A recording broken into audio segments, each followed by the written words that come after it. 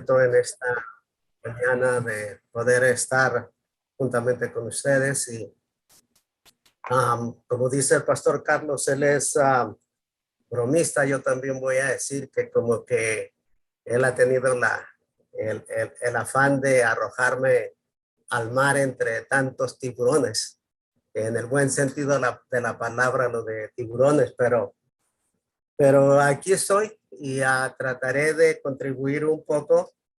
No van a escuchar para los que ya estuvieron en el instituto, en el seminario, que ya fueron a la universidad, no van a escuchar algo diferente, a lo mejor un repaso, y debido al tiempo que disponemos, pues va a ser, hagan en cuenta como las avionetas cuando están fumigando en los sembradíos, que pasan velozmente dejando el químico. Pues en esta manera vamos a trabajar en esta mañana. Quisiera empezar con algo que me encontré acerca de Dios. Dice: Dios omnipotente, omnipresente, santo y bendito, en este día digo que eres mi Elohim, mi Adonai, mi Shaddai, mi Señor.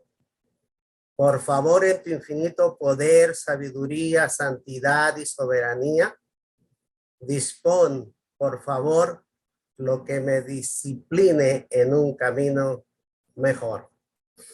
Y hay otra expresión en cuanto a los nombres de Dios. Dice: alaba alma mía al Todopoderoso, a el Olam, el Dios grande y eterno, al Adonai, el Señor grande y victorioso, al Padre nuestro, el majestuoso y bueno.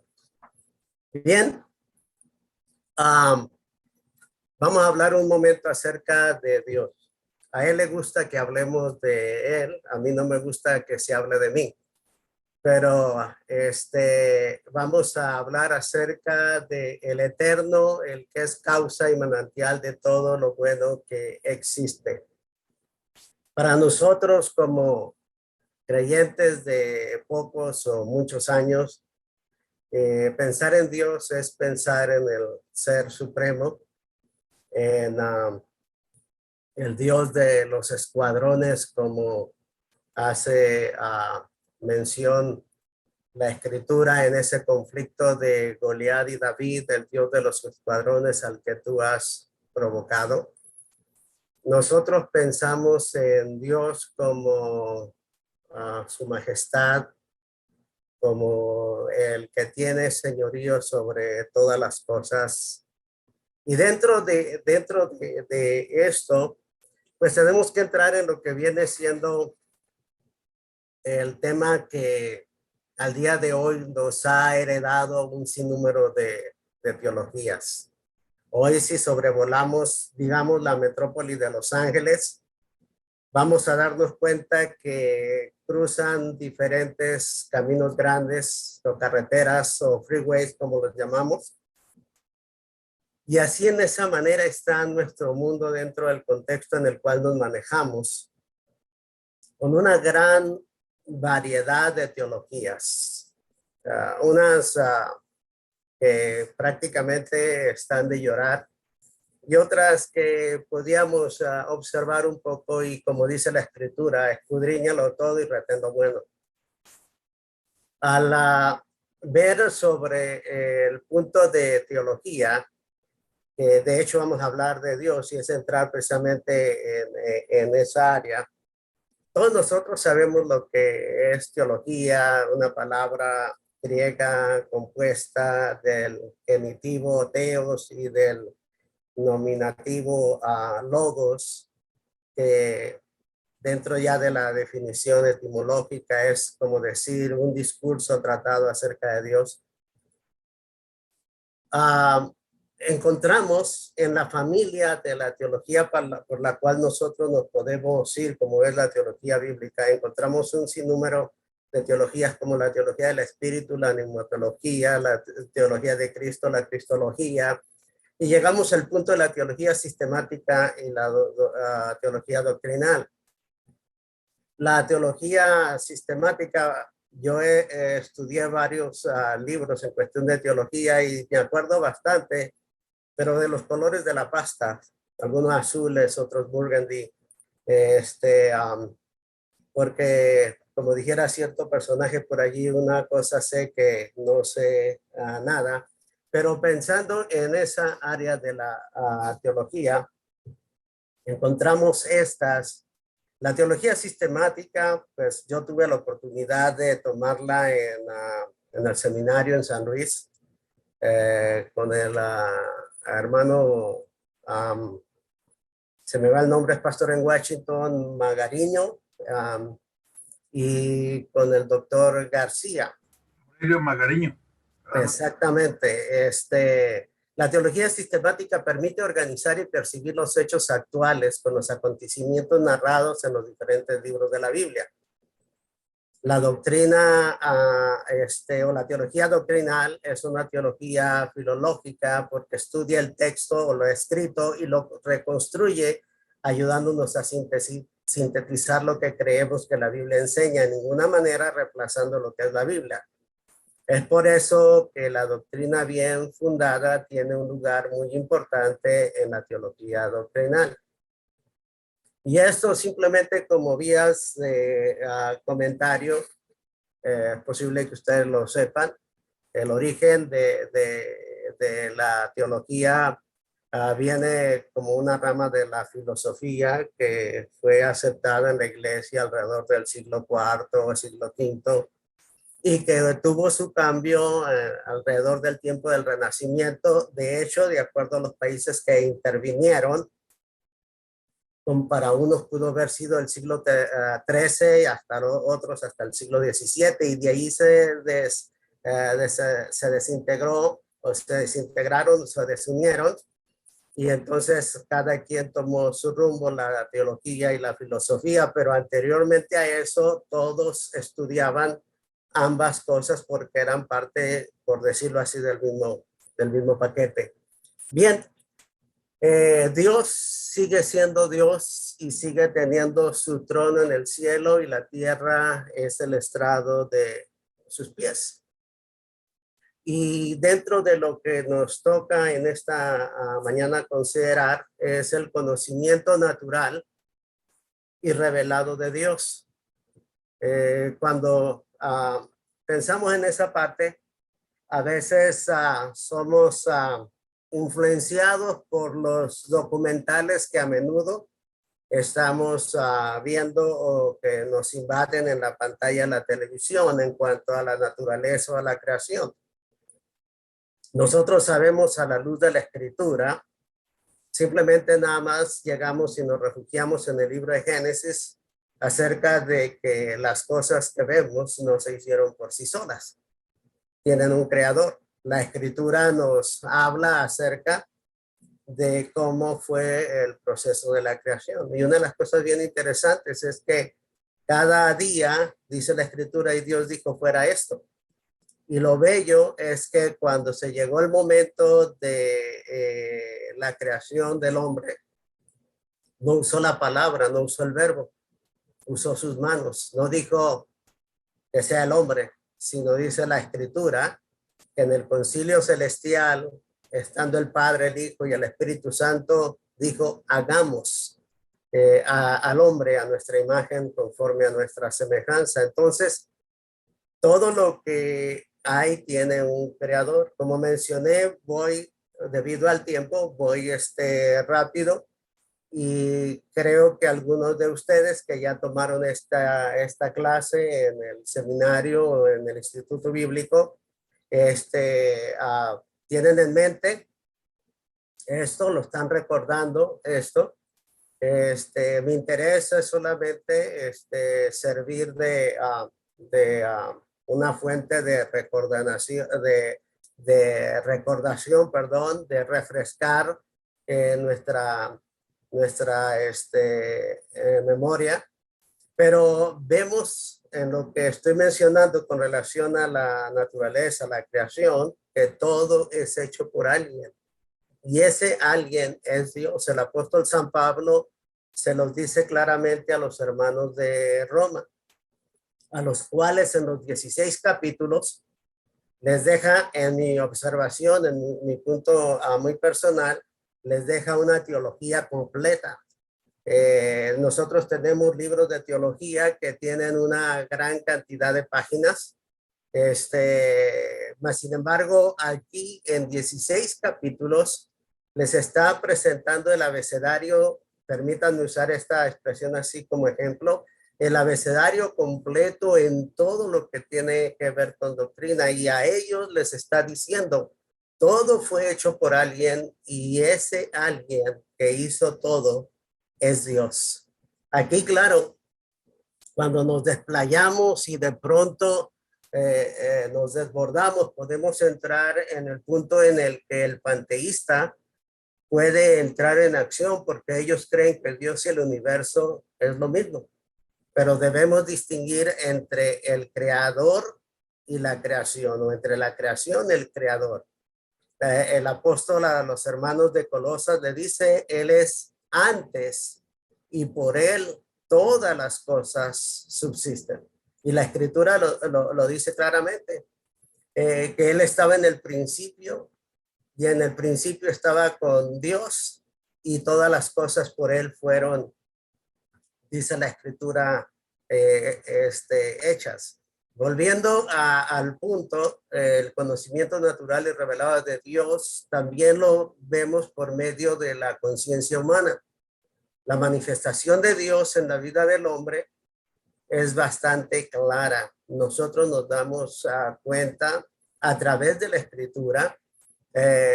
Tendríamos que ir dando saltos dentro de los diferentes pasajes en la escritura que nos hacen mención de cómo Dios se ha manifestado, cómo Dios se manifestó en la vida del hombre a través de los tiempos. Por él vivimos, escribió Lucas a los Hechos, por él vivimos, nos movemos y por él somos.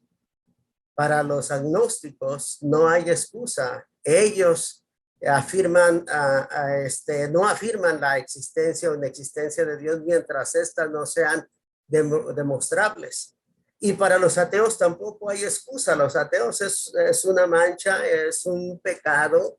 Alguien dice que es una ofensa para la sociedad porque no creen en Dios. Cuando yo empecé mis clases en el seminario, en la carpeta azul que nos dieron, dice, toda persona cree que hay un ser superior, un ser que rige, un ser que gobierna,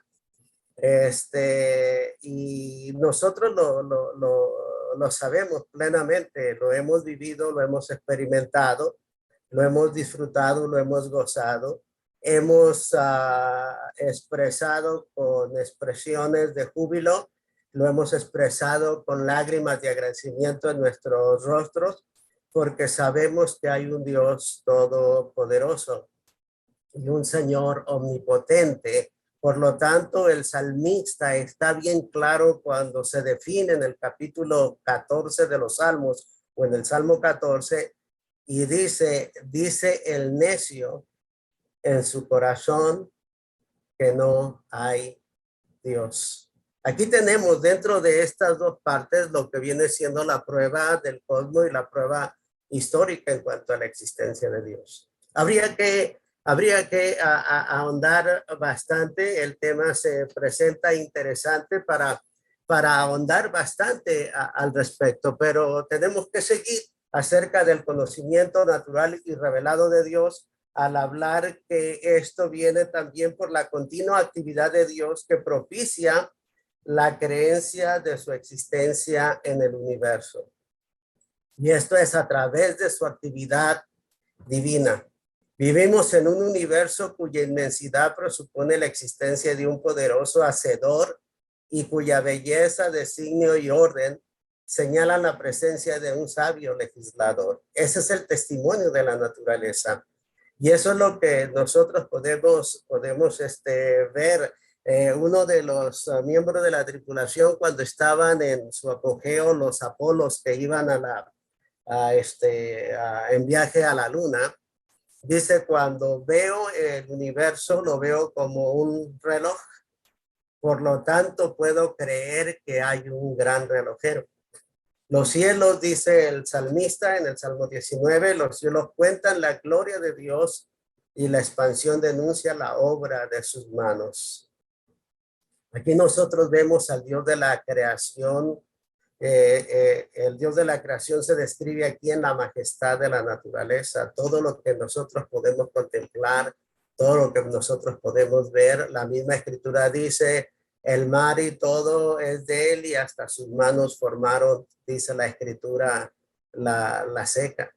Interesante, la naturaleza o la actividad divina, pero ahora hablando con relación a la historia humana. El ser humano se ha dejado llevar por una vida fantasiosa, lamentablemente. La misma escritura nos dice desde el principio que los designios del hombre fue de continuo hacer mal. Por eso hasta dice la escritura, se arrepintió Dios de haber hecho al hombre, dice la Biblia, porque se dejaron llevar por una vida fantasiosa de tal manera que le ha llevado a construir sistemas religiosos, supersticiosos, idólatras y abominables. San Pablo de nueva cuenta a los romanos le dice, se extraviaron en sus razonamientos y por lo tanto se les oscureció el corazón. El pagano conoce a Dios bajo una norma de ley, pero no es la manera que debe conocerle y alabarle. La misma escritura, aún refiriéndose al pueblo, dice, mi pueblo de labios me honra, pero su corazón está muy lejos de mí. El creyente lo conoce por medio del evangelio, diseminado a través de la palabra. Aquí no hay Nuevo Testamento con evangelio, aquí hay Antiguo y Nuevo Testamento con evangelio, con ley y con evangelio. Pero ya hablar de ley y evangelio sería hablar de otro tema, pero aquí a través del evangelio, el creyente lo conoce porque es la palabra escrita y es la palabra revelada. El Dios de la creación se describe aquí en el señorío de su palabra. ¿Por qué? Por su palabra empezó, por su palabra fueron hechas todas las cosas. Por su palabra, si entramos en la experiencia del pueblo al salir de Egipto, dile al pueblo que marche por su palabra.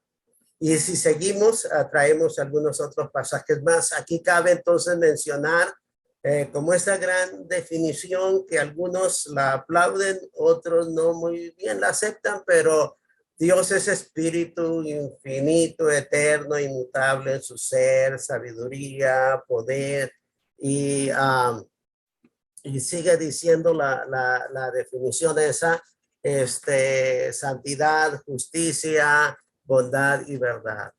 Ahora, en el conocimiento natural y revelado de Dios también entra el propósito del conocimiento revelado. Y aquí encontramos tres cosas. Es mantener la disciplina entre los hombres, quienes ya conocen el juicio de Dios sobre los que obran mal. Es incitar a los hombres a buscarlo para que sepan quién es Él y cuál es su voluntad. Es llamar al hombre para que sepa quién es el verdadero Dios y cómo adorarlo correctamente. En la primera, es mantener la disciplina entre los hombres que ya conocen el juicio de Dios sobre los que obran mal. Esto no era algo nuevo, no es como decir algo que desconocían. Historia en la Biblia lo tenemos. San Pablo proyecta en manera pasada, presente y futura la pecaminosidad depravada del hombre en manera universal, cómo el hombre se ha corrompido, cómo el hombre de una manera depravada ha sucumbido, cómo ha caído en un bache que solamente la gracia, el amor del Señor lo puede rescatar. Y según el justo juicio, de acuerdo a las palabras del apóstol San Pablo, quienes practican y aprueban tales cosas merecen la muerte. Pero tenemos la siguiente parte, es incitar a los hombres a buscarlo para que sepan quién es Él y cuál es su voluntad. Esto lo hizo Dios para que lo busquemos y lo encontremos porque no está lejos de ninguno de nosotros. Leía una parte donde un escritor dice, si lees el Pentateuco, si lees los 5 libros de la ley, te vas a dar cuenta que encuentras a Dios sobre la parte a la altura de tu cabeza. Encuentras a Dios sobre la planta de tus pies. Encuentras a Dios hacia tu lado izquierdo.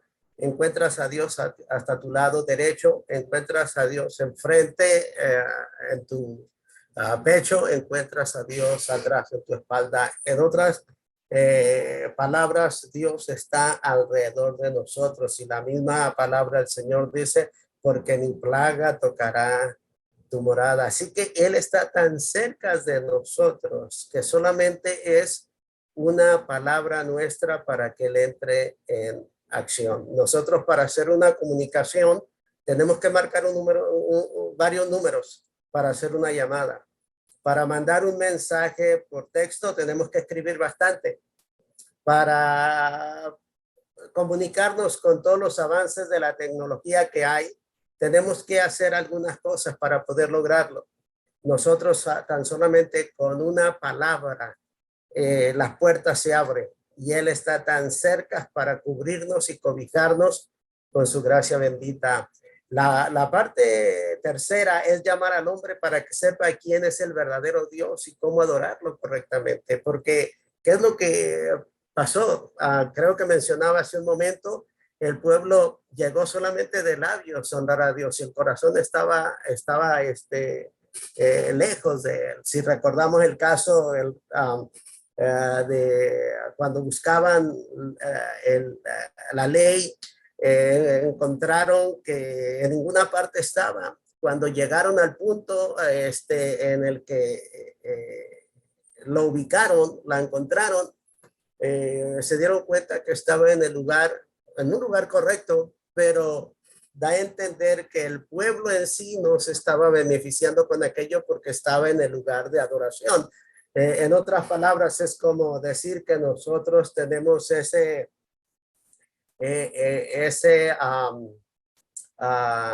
por decir la Biblia o por decir nuestra vida devocional, ausente, más que cuando llegamos al santuario mientras estamos en casa, como que no hay una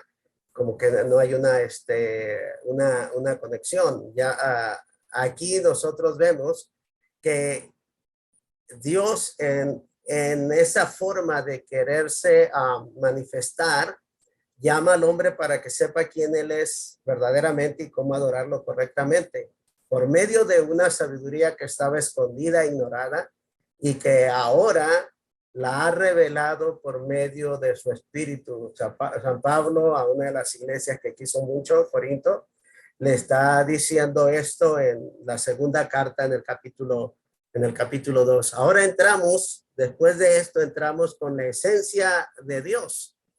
La esencia de Dios, la maravillosa y bendita esencia de Dios. El gran yo soy. Entrar en esto sobre el yo soy, hay mucha tela que cortar. El doctor Rudy Blank en su libro de San Juan habla bastante y bonito con relación a él.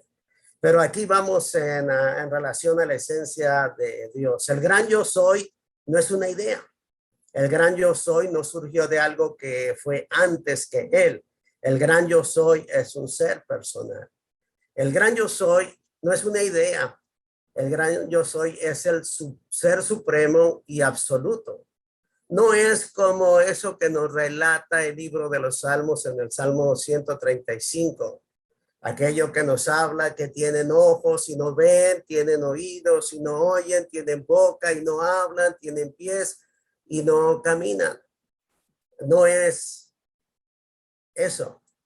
El gran yo soy es el ser supremo y absoluto, el que sus ojos atalayan, nos miran, el que su diestra nos cubre, nos asiste, nos reconforta.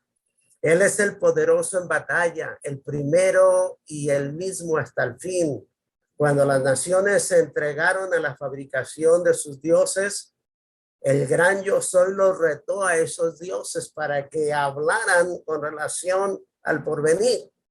Mas, sin embargo, como es sabido, tienen oídos, pero no oyen, tienen boca, pero no hablan, y los que lo hacen y los adoran son semejantes a ellos. Dios les hace hincapié a Israel a través de Isaías, eso lo pueden encontrar en el capítulo 41, que él está dispuesto a estar con ellos y protegerlos. El gran yo soy no surgió de algo que fue antes que él, ni su existencia depende de algo fuera de él. Él existe y subsiste por él mismo. Yo soy el primero y el postrero, y fuera de mí no hay Dios. Lo declara el evangelista del Antiguo Testamento, Isaías, en el capítulo 44. Y San Juan, el evangelista de la iglesia, el evangelista que escribe a todo el conglomerado, dice: el Padre tiene vida en sí mismo. Cuando está hablando acerca de la vida por medio del Hijo, habla inicialmente, dice: el Padre tiene vida en sí mismo. El gran yo soy es un ser personal, porque no se necesita calidad corpórea, porque piensa, siente y determina. No es de naturaleza material o corpórea, pero eso no le limita para ser una persona. Aunque no sea de naturaleza material, visible y tangible, por él fueron creadas todas las cosas visibles e invisibles. San Pablo a los hermanos de Colosas les declara esto, y él le habló a sus criaturas y a sus siervos por nombre. Aquí yo no puse citas porque iba a tener que poner una serie de citas, pero creo que ustedes ya, algunos que inician, otros que ya son veteranos en la carrera de la fe, en el ministerio, saben de lo que estoy hablando, a lo que me estoy refiriendo. Él le habló a sus criaturas y a sus siervos por su propio nombre. Hablando ahora acerca de los atributos de Dios, Dios y sus atributos, puesto que Dios es un ser infinito, es imposible para nosotros poder conocerle exactamente tal cual es, pero no obstante se ha dignado en su grande amor revelarse a sí mismo en un idioma que podemos entender, en sus atributos. Dentro de estos atributos se entrelazan atributos no relacionados, atributos activos y atributos morales. Como podrán ver, en listo 14, pero algunos de ellos tienen alguna relación con otros. El 14 van a encontrar una serie allí, y entre estos también van a encontrar, por ejemplo, en el cuarto van a encontrar una relación con la omnipresencia de Dios. Pero empezando, como decimos siempre, por el principio, el número uno, Dios es uno. Al Señor tu Dios adorarás, en aquel cuadro de la tentación que todos recordamos. En 1 Corintios 8, el apóstol le dice a los hermanos: hay un solo Dios. Dios es uno. No hay otro Dios, no hay otro fuera de mí. Dios es indivisible, no es un rompecabezas. Dios no es un conjunto de partes, sino único en su esencia eterna. Por eso en Deuteronomio, bien claro, en esa recomendación que le da a los padres, les dice: oye Israel, Jehová nuestro Dios, Jehová uno es. Dios es inmutable. Él es el mismo y sus años no tienen fin. El salmista lo declara así. Y Malaquías dice: porque yo el Señor no cambio. Y Santiago: porque en él no hay cambio ni sombra de variación. Él es inmutable. Nosotros cambiamos, nosotros a veces de acuerdo a cómo amanece el día, pero él sigue siendo el mismo. Como repetía la expresión de Santiago capítulo 1, porque en él no hay cambio ni sombra de variación. Dios es infinito. Aquí es donde hacía mención que hay una relación acerca de otro de sus atributos, omnipresencia. No está limitado a espacio alguno. Los cielos de los cielos, decía Salomón cuando dedicaba el templo. Los cielos de los cielos no te pueden contener. ¿Qué puede pasar con este lugarcito que yo te he edificado? Este tiene una relación con la omnipresencia de Dios, como en el caso de Abraham, capítulo 17:1, y la experiencia de David, cuando David en el Salmo 23, ese salmo fantástico, ideal para cualquier ocasión, que se ha levantado como el ave fénix, que ha volado kilómetros o millas, que ha consolado corazones, que ha inspirado vidas. En ese salmo, allá por el verso 4, dice: no temo porque tú estarás conmigo. Tu vara y tu callado me infunde aliento. Dios es infinito. Él siempre está a nuestro lado. Continuando con esos, pasamos a la número 5. Dios es eterno. Desde el siglo y este siglo tú eres Dios y vuelves al hombre hasta ser quebrantado y dices: convertíos, hijos de los hombres. No está limitado por el tiempo. Un día es como 1000 años y 1000 años como un día. Esto nos lo declara el viejo y gallardo predicador reconocido por ser intrépido entre el grupo cuando caminaban con el Señor, a San Pedro. En la segunda carta, en el capítulo 3, dice: un día es como 1000 años y 1000 años como un día. Dios es un ser vivo y racional, porque Jehová es Dios verdadero, Él es Dios vivo. Mi Padre hasta ahora trabaja y yo trabajo, lo dice Jeremías y lo dice San Juan. Jeremías en el capítulo 10, San Juan en el capítulo 5. Es interesante, tenemos un Dios vivo, un Dios racional, que es un Dios verdadero. No estamos como hay una canción cristiana que por ahí he escuchado: Dios es un Dios de vivos, no de muertos. Ok, él está activo siempre y 24/7, mientras que nosotros tomamos nuestro descanso, nuestro tiempo para dormir. En fin, él sigue laborando porque él es un Dios vivo y racional y que trabaja siempre y trabaja en favor de todas sus criaturas. Dios es omnisciente porque él todo lo sabe. ¿Qué hay que no sepa? La Biblia misma dice: antes que una palabra llegue a mi lengua, en otras versiones dice llegue a mi boca, dice: tú ya lo sabes todo. Él lo sabe todo, ya que tiene conocimiento perfecto de todas las cosas, porque el Dios de todo saber es Jehová. Esto lo encontramos en 1 Samuel capítulo 2. Sus ojos están en todo lugar mirando a los buenos y a los malos. Eso lo dice el proverbista en el capítulo 15. Tenemos a un Dios que es sabio, un Dios que lo sabe completamente todo.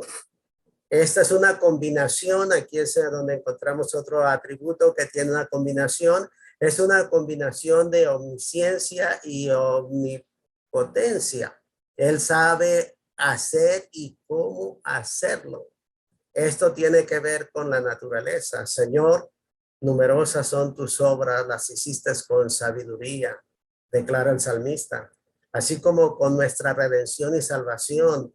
No la sabiduría de este mundo ni la de los gobernantes que termina en nada, sino con la sabiduría de Dios que procede del Espíritu. El apóstol a los Corintios les declara esto. Es interesante, aquí en este atributo encontramos, ¿verdad?, estas dos cosas. El 9 dice: Dios tiene una voluntad, la voluntad revelada y la voluntad secreta o oculta. Mi consejo permanece y lo haré, lo he pensado y también lo haré, dice Isaías. Lo secreto le pertenece al Señor. Esto lo encontramos en Deuteronomio 29. Pero lo revelado nos pertenece a nosotros y a los nuestros para que apliquemos la ley como debe de ser. Encontramos aquí a un Dios que tiene su voluntad. El 10, Dios es santo en majestad y gloria. y en su posición y aborrecimiento a toda iniquidad y pecado. ¿Se recuerdan Isaías 6? Cuando Isaías llega al lugar de reunión y se siente que es hombre muerto. Dice, soy muerto porque soy hombre que vivo en medio de un pueblo de labios inmundos, pero mis ojos han visto al Rey Jehová de los ejércitos. Dice la escritura que los seres angelicales decían, santo, santo, santo, porque santo es el Señor. San Pedro por allá dice, y porque sin santidad nadie verá al Señor. Tú no te complaces de la maldad y el malo no habitará junto a ti. Del salmista del Salmo 5. Dios es justo y recto. La justicia es santidad en acción. Él es justo y recto porque en él no hay ninguna iniquidad. Deuteronomio 32:4. La justicia de Dios en la ley es por donde él exige de los hombres perfecta obediencia a todos sus mandamientos. Por tanto, sean perfectos, así como su Padre Celestial es perfecto. San Mateo capítulo 5. Por consiguiente, la justicia de Dios en el Evangelio es lo que Él atribuye a los pecadores por amor de Cristo. Pero ahora, aparte de la ley, se ha manifestado la justicia de Dios. La justicia de Dios llega mediante la fe en Jesucristo. Romanos capítulo 3, del verso 21 al 22. Dios es verdad, porque sus palabras y sus promesas son una gama de verdades bien fundamentadas. Sus palabras y sus promesas son una gama de verdad bien fundamentadas, porque no es hijo de hombre para que mienta, tampoco para que se arrepienta, porque él es el que guarda verdad para siempre, dice el salmista.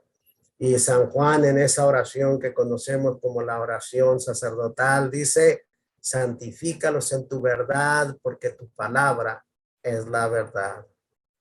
El número 13 de los atributos que he considerado, Dios es omnipotente porque Él es el todopoderoso y por lo tanto nada es imposible para Él.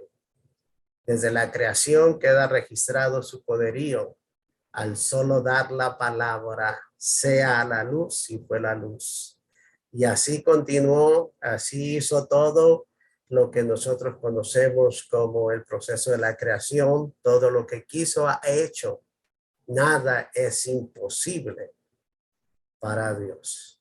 Qué interesante, ¿verdad? Tenemos un Dios maravilloso. Atributos tenemos bastantes. Aquí el 14 está relacionado con otros 4 más. Dios es bondadoso. Este atributo está rodeado de una vasta cantidad de atributos muy considerables como Dios es bueno, Dios es amor, Dios es misericordioso y Dios es paciente. El Señor es bueno con todos. Él se compadece de toda su creación. Dios es amor, el que no ama no conoce a Dios porque Dios es amor. Dios es misericordioso, el Señor es clemente y compasivo, lento para la ira y grande en amor. Y Dios es paciente. Tú eres Dios que perdonas, clemente y piadoso, dado para la ira y grande en misericordia. De acuerdo a Nehemías capítulo 9, verso 17. Espero haber llenado y no haberme brincado del tiempo. Pastor Carlos me dijo que tenía 40 minutos. Aquí me he pasado creo que como con 4 minutos. He venido volando para poder llegar a Puerto Seguro. Muy bien, hermano, muy bien. Por ahí veo que nos faltó el tema del Dios Trino y Uno, pero no se preocupe. Lo cubrimos la próxima vez.